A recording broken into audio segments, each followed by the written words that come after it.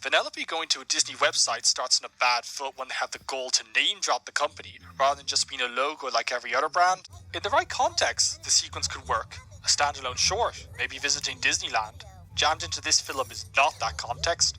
All the Disney references waving at the camera rather than being subtle Easter eggs is one thing. It's infinitely worsened by the jokes being of the Disney owns everything you love type. The dominating takeaway of this sequence is that, yes, Disney owns lots of properties, and we're watching one. How are we supposed to ignore their corporate side when the film itself, the thing supposed to enchant us in movie magic, is shouting that every 5 seconds?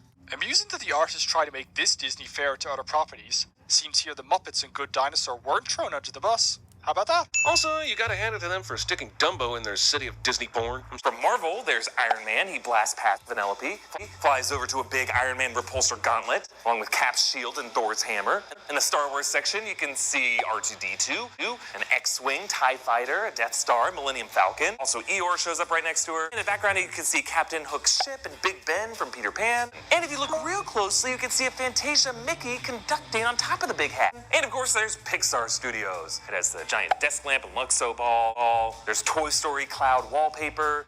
Buzz and Woody. The hat is also surrounded by film strips, including frames from Disney animations, including Lady and the Tramp, The Lion King, The Emperor's New Groove, Robin Hood, Pinocchio, Alice in Wonderland, Peter Pan, and Frozen, among others which seem a little indescript. Lilo and Stitch. We have Cars characters. Over here is the Blue Fairy from Pinocchio. In front of that is Gazelle from Zootopia. And over on the far left, you can see the Balloon House from Up. We've also got a Monsters Inc. door and energy tank outside the entrance. And Finding Nemo here as well. I could maybe stomach this were the highlighted Disney stuff all animation things. At least then it's all one studio. But Marvel and Star Wars now? I'm gonna need a second Ghost Plasma puke bucket. And then we see a whole host of things from the Star Wars franchise. Any trouble sleeping?